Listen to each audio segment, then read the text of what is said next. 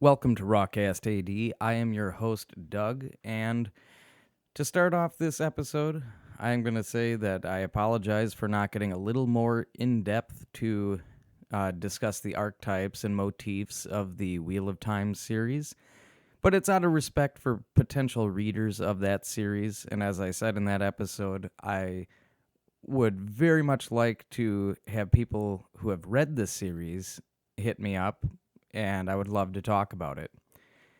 For me to just sit in my basement and rant about it by myself and talk about how much I love it, it would feel like giving too much away. It would be like the Cliff Notes, and that's not what I'm about. Robert Jordan and Brian Sanderson spent a good deal of time and effort writing up this beautiful world of fantasy, and it would just be kind of silly of me to spend the entire time talking by myself about all the great points of the books. Remember, there's 14 of them. And currently reading a book about Shambhala Buddhism by Ethan Nichtern right now. Don't want to talk about that too much until I have actually finished the book, but that is on the back burner. Shambhala Buddhism by Ethan Nichtern. It's actually something like the road home. It's an American contemporary take on a certain sect or practice of Buddhism. So I'm looking forward to talking about that one in the weeks to come. But why are we not talking about that today?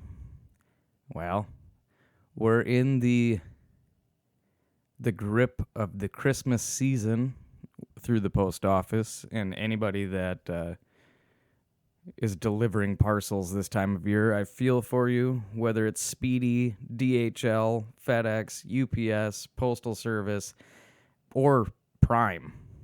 My goodness, folks, is it turning into a rough one. And unfortunately, that's where I'm going to focus.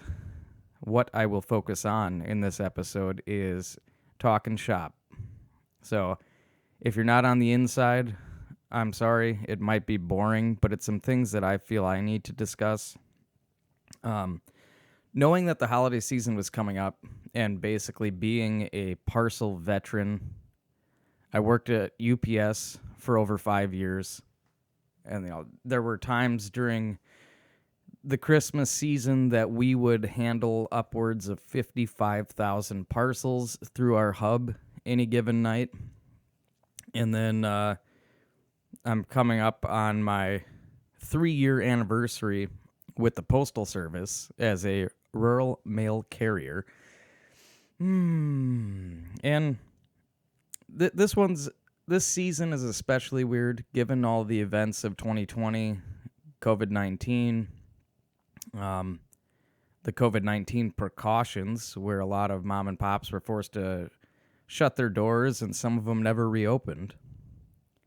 But I don't know how to take it. Through some of the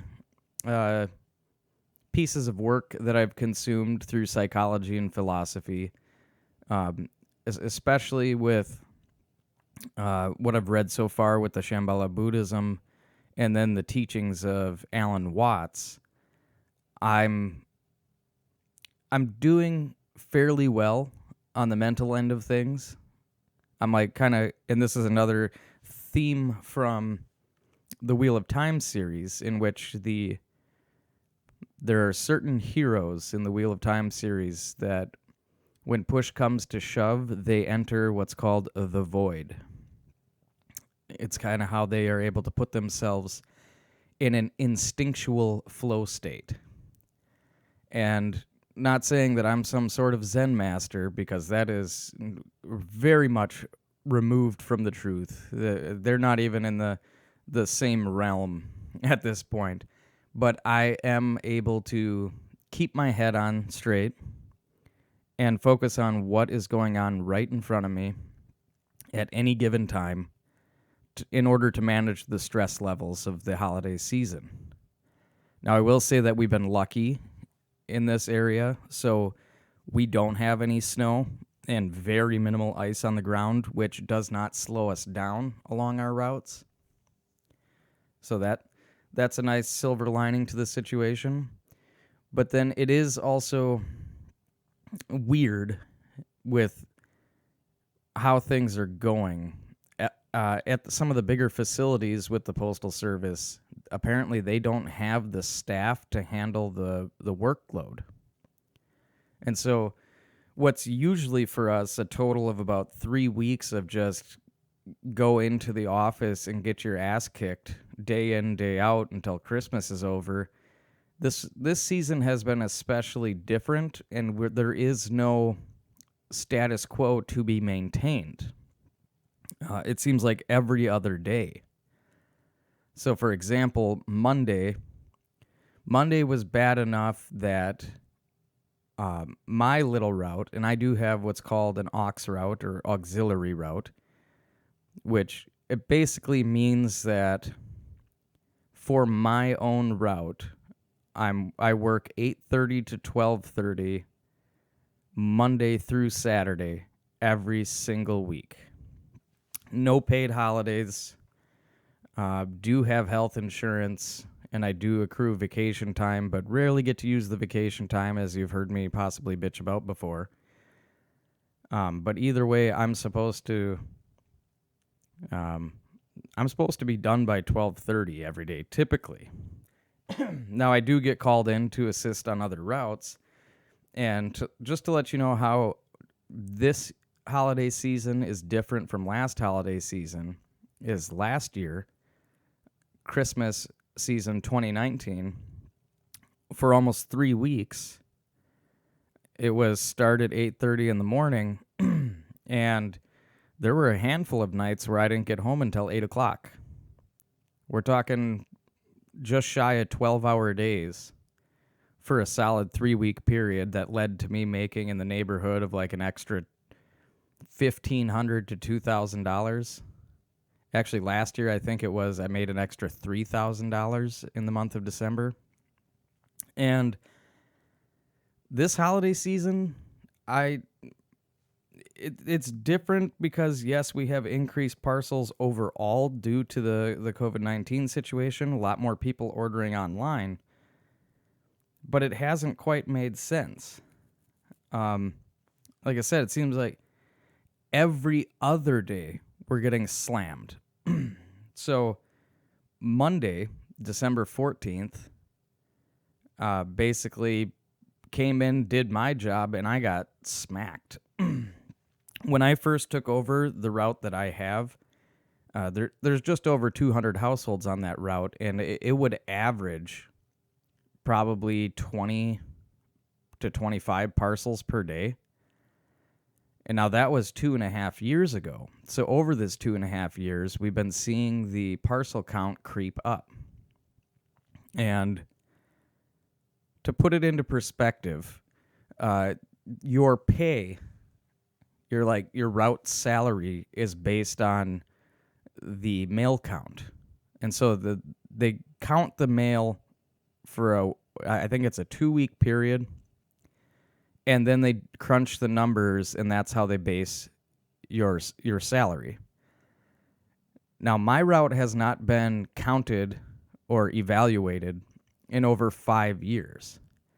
So the evaluation for my mail route is based upon an average of about 15 parcels a day. And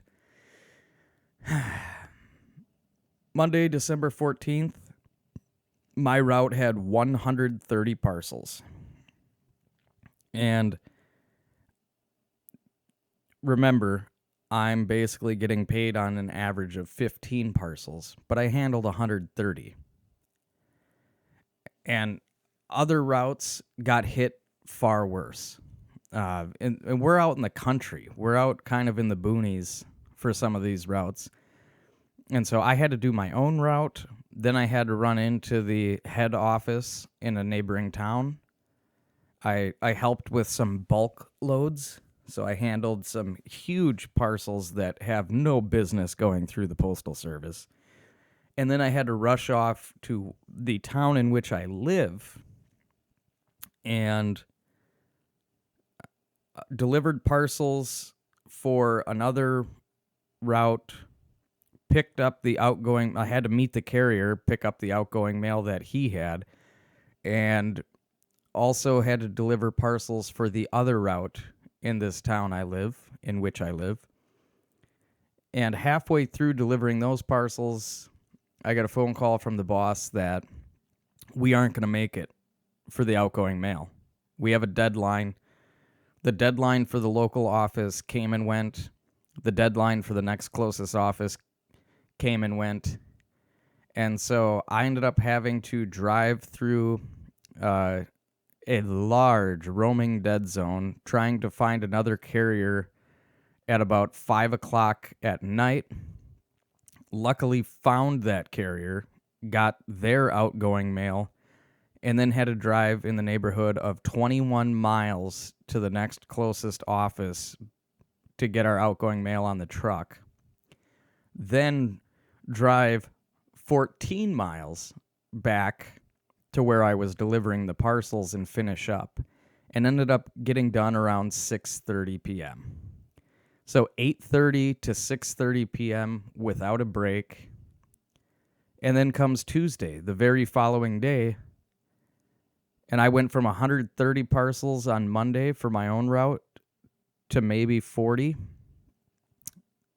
on a Tuesday.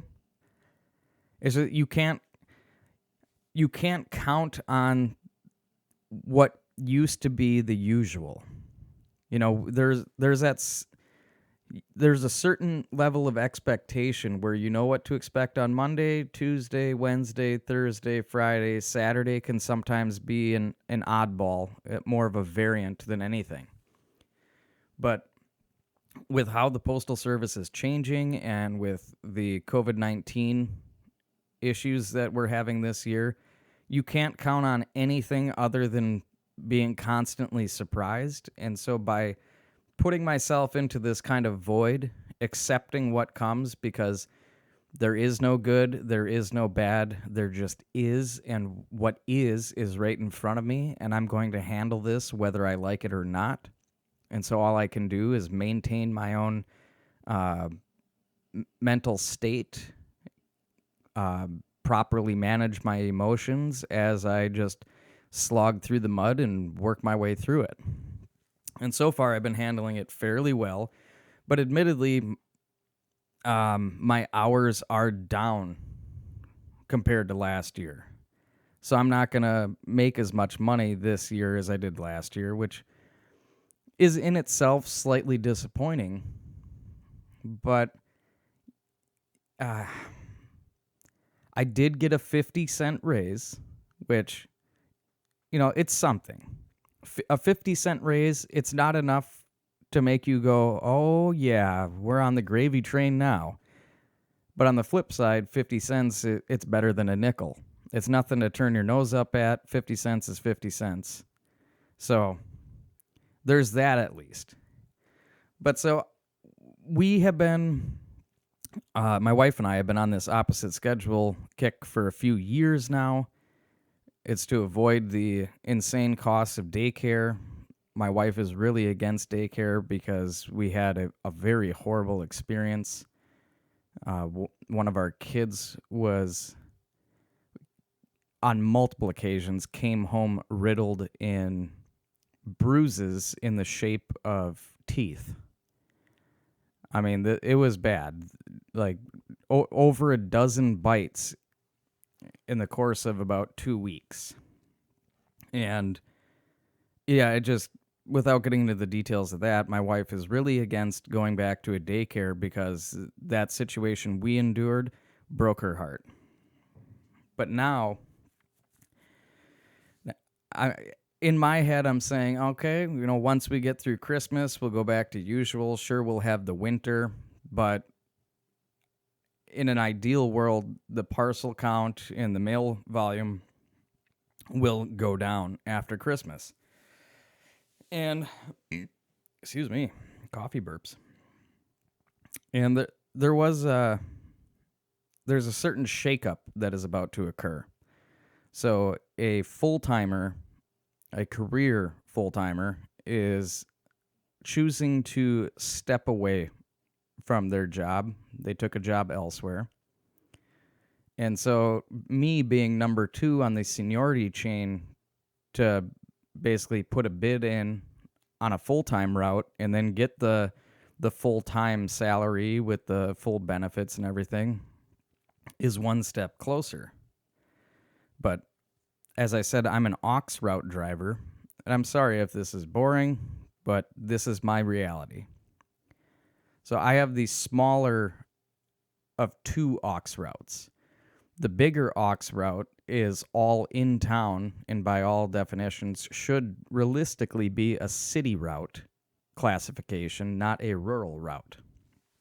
But that route is 15 hours more per week than I work right now. Comes out to 60 hours a month. And when my wife and I were crunching the numbers on it, the increase in salary, it's enough that it made us consider whether or not I should take that route when the full-timer leaves. But when we crunched the numbers, it meant that we would have to have daycare for our 2-year-old every single day. And then our 2 older kids, we would need babysitter coverage because they're 8 and 7. We can't leave them home alone all day during spring break, summer vacation, and winter break.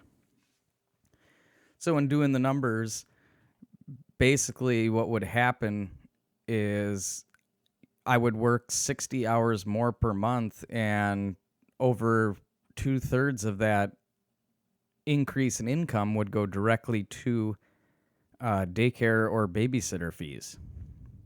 So it's one of those situations where you can go ahead and blindly be a rat stuck in the rat race and say, well, I'm going to take this. It's more hours, more money.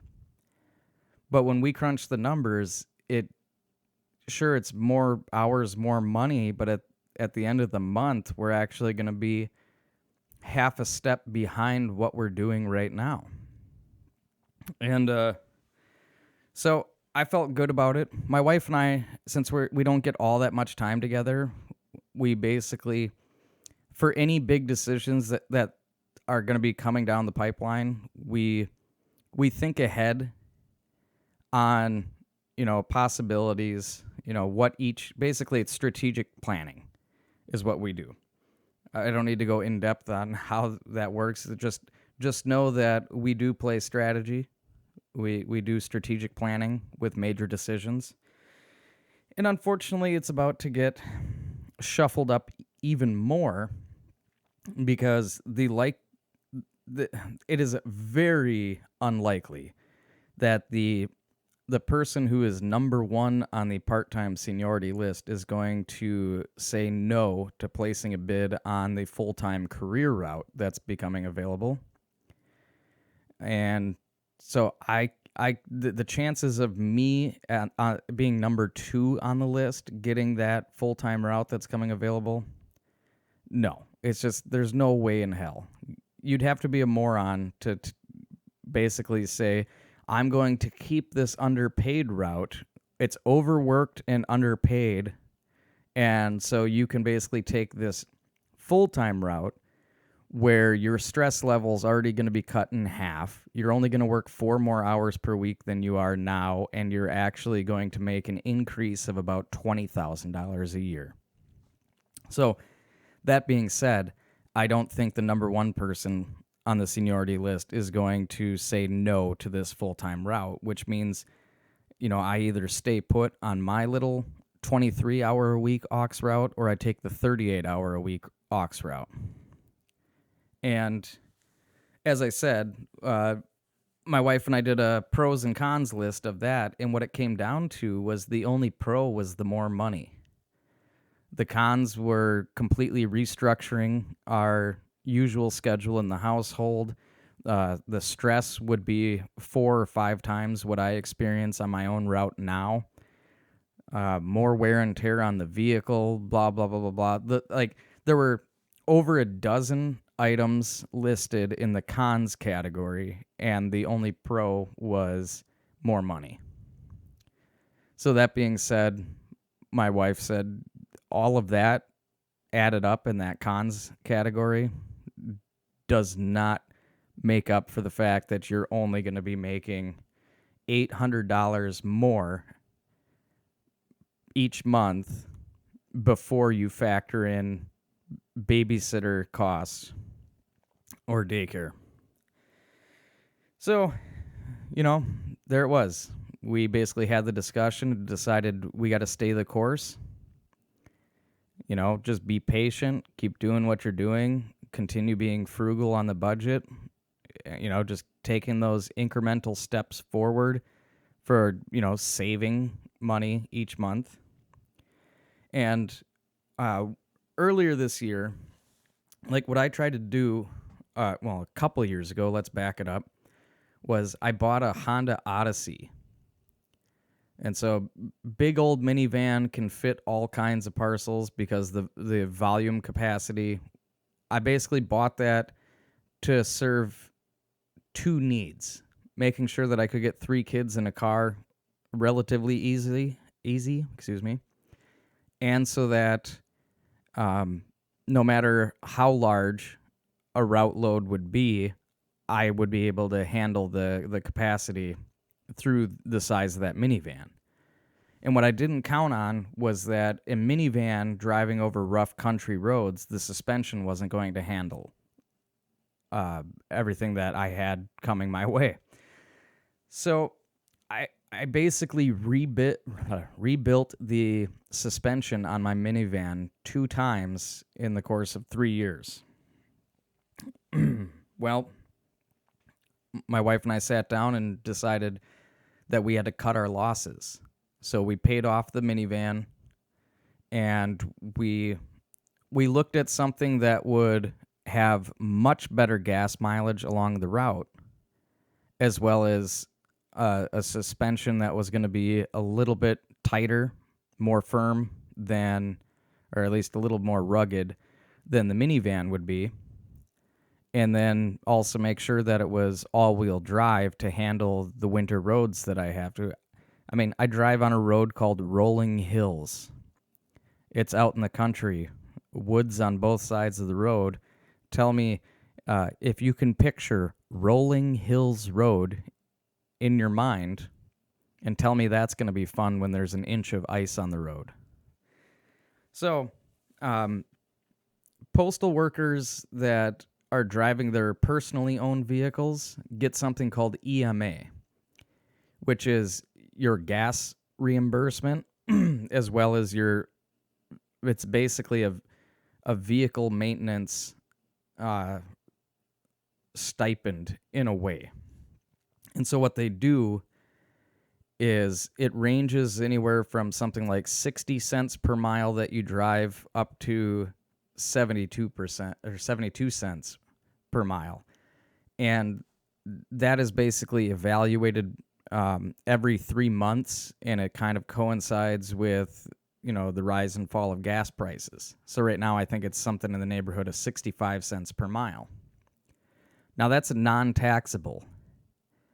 And so by biting the bullet and buying a Honda CR-V for twice as much as my minivan was, the idea was that instead of, because there were months where I would spend $1,200 on parts and tools to get my minivan fixed up. And then there were other months where I would just have to buy brake pads. Now, brake pads all around, we're still talking just shy of $100.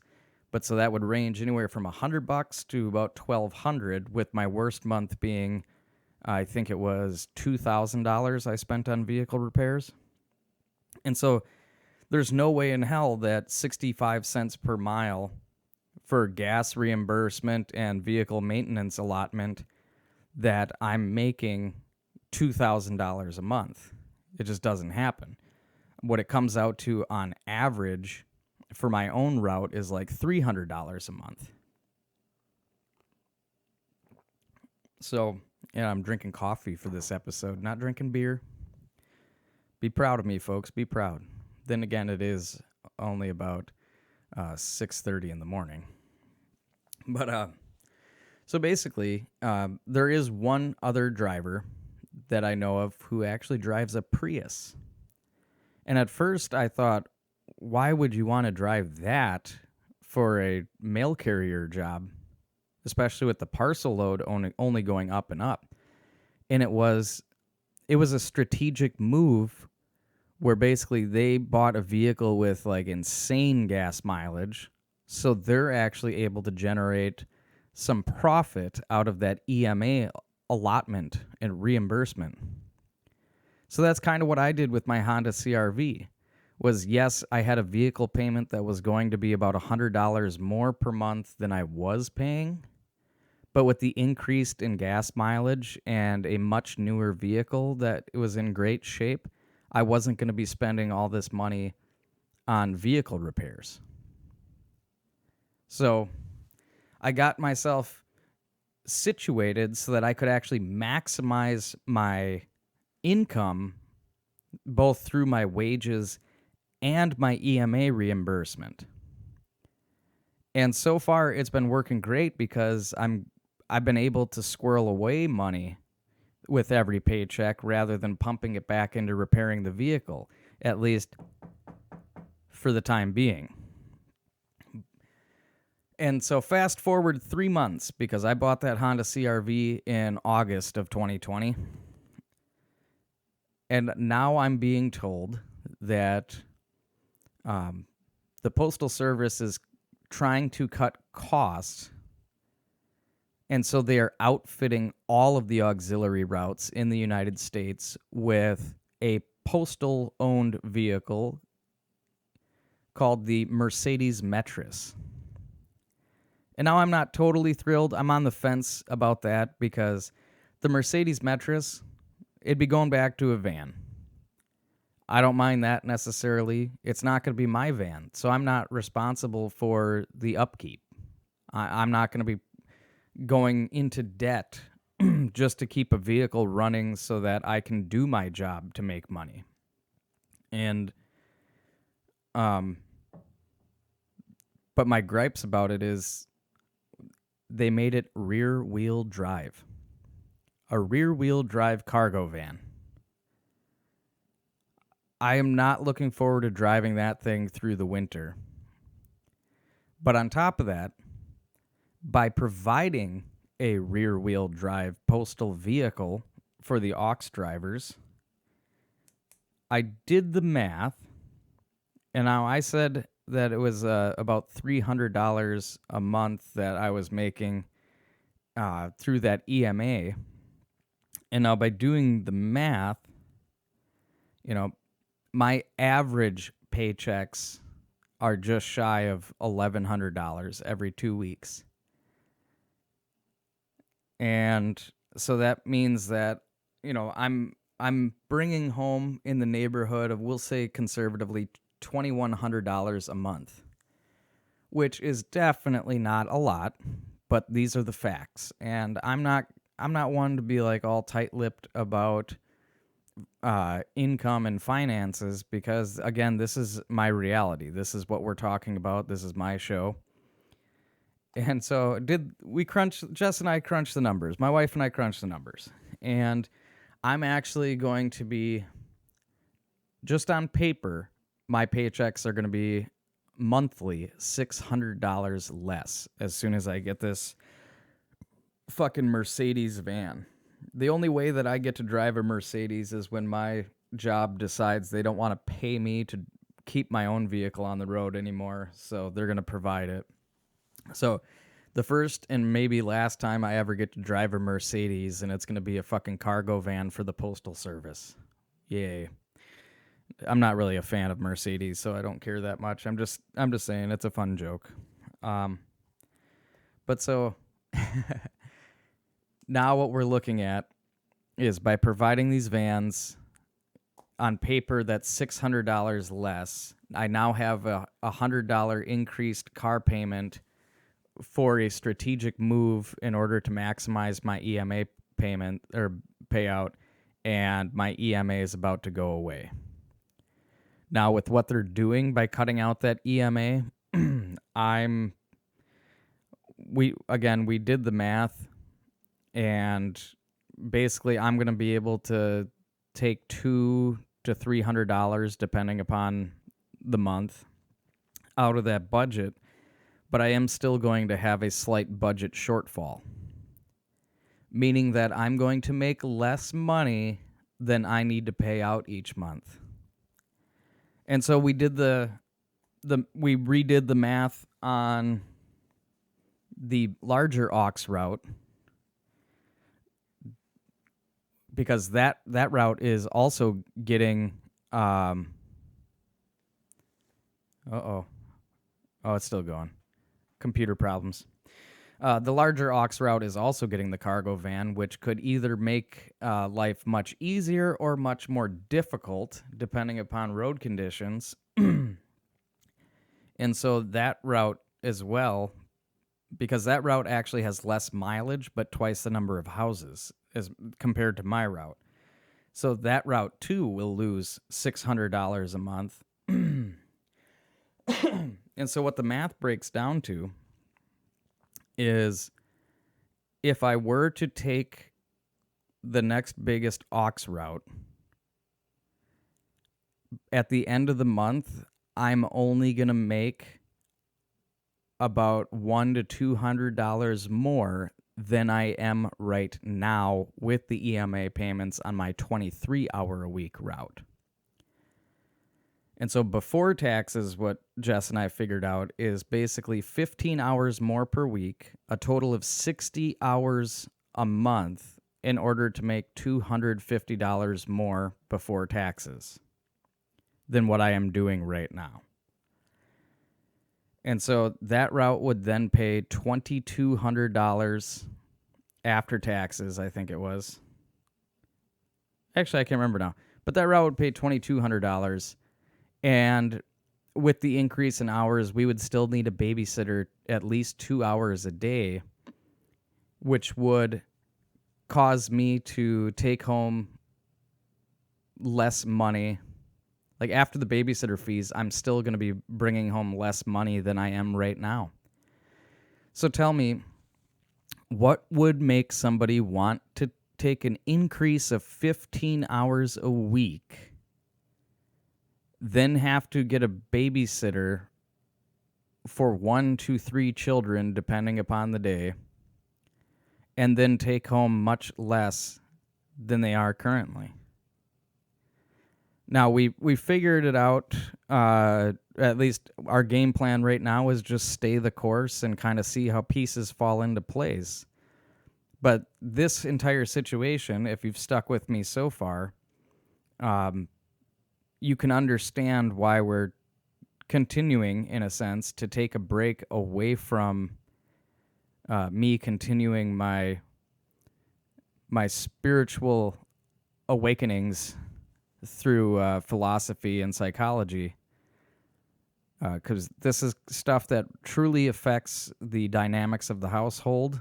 It can completely toss up what has become our status quo. And so either way you slice it, if I take that larger route, I'm going to go broke. If I stay on the smaller route that I've had for the last 2.5 years, I'm going to go broke faster. And it's just amazing to me that as I'm coming up on my 3rd anniversary of working for the Postal Service, they're pulling a move that's going to make it so I might have to get a second job or a completely different job in general, because they're punishing the auxiliary drivers. They can't make any cuts on the full-time staff side, so they're going to take advantage of the part-time aux drivers who bust their ass 6 days a week. Anytime there's a hole, we're there to plug it in a non-sexual way. So say a full-timer needs vacation, but oh wait, we're short-staffed. That means that an aux driver gets called in after their own route to service that route. So my base is 23 hours a week, but I very often work an average of 30 hours a week. And I don't know. It kind of feels like they threw sand, or they're about to throw sand in my eyes and kick me in the nutsack. You know, I get why they're doing it in a sense, but I mean, how many EMA payments, and a lot of those EMA payments, like, yes, you know, you count your oil changes, your brake pads, and your gas mileage. All of that is counted out. So say it does come to $600 a month. How many EMA payments would it take for them to actually buy this Mercedes Metris cargo van 100%? That's my question. So in order to save money, they're going to stop reimbursing my mileage and give me a Mercedes. That I don't see the logic in that, and I honestly hope it doesn't happen, because it's not going to be good overall. Like, sure, yes, I don't have to worry about basically jacking up my vehicle in the garage and working on it as frequently as I used to, because now I'm not going to be going through brake pads every 6 weeks. I'll be going through brake pads every 6 months or so. But it's still a big chunk of change to lose. And so I'm just going to have to pretend like nothing's changing until it does. Hope for the best. We're trying to prepare for the worst, but I don't know if there's enough at the bottom line to fully be prepared for the absolute worst case scenario. And so I just wanted to share all of that because I know a lot of people have it worse right now. There are people who still haven't been able to be gainfully employed. Their unemployment has been non-existent since being forced out of work due to COVID precautions. But that doesn't mean people like me are living high on the hog. I've had a handful of people stop me as I'm delivering parcels to them and say, wow, you must be making money hand over fist right now. I've got one guy who owns a roofing company and works on a farm in the off season say, I guarantee you make more money than me. I'm like, well, this is the first time you and I are talking, so thank you very much. And I mean, you have to maintain that positive reputation. So I just said, well, it pays the bills. I don't know what else to say to that. But what I wanted to say was, between my own route and having to basically adjust for changing conditions and take what hours are thrown at me, I'm able to make an average of $30,000 a year with these EMA payments. And so it kind of stings not being able to be real with these people who accuse me of basically living on the, making my living suckling the government teat.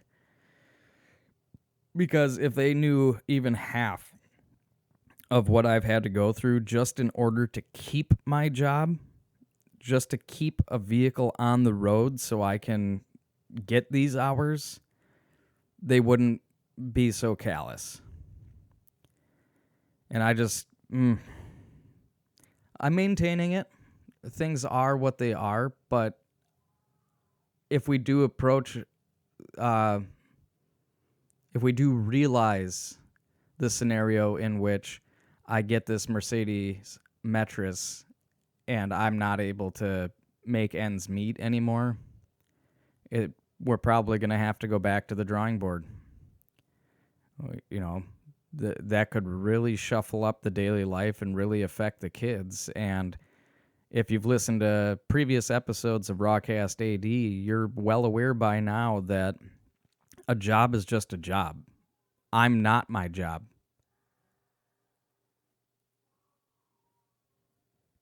And my kids are obviously awake and screaming.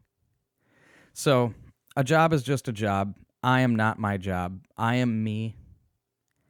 And my kids come before anything in this world. My kids come before my work. Family first to a fucking T. That is top priority all the goddamn time. And I'll be damned if the United States Postal Service is going to try to pull the rug out from under my feet when I'm the one that hand-stitched that fucking rug for them in the first place. So hopefully future episodes, as we get through the thick of the Christmas season and get slammed in the butthole every other day by overzealous Amazon purchasers, you online shoppers, I get it, trying to, maintain the COVID precautions, but for the love of science, be nice to your delivery drivers. If you can't go 12 miles down the road to Target to get the shit yourself, don't be a douche knocker. Don't be a douche canoe. Don't be a douche rocket to your delivery drivers. I'm not saying you have to tip them around Christmas, but it would be nice. At the very least, say thank you. Make sure that they know you truly appreciate them possibly putting in 12 to 14 hours a day on the road. And in a final note, I have limited my scope of availability because I have to draw the line somewhere.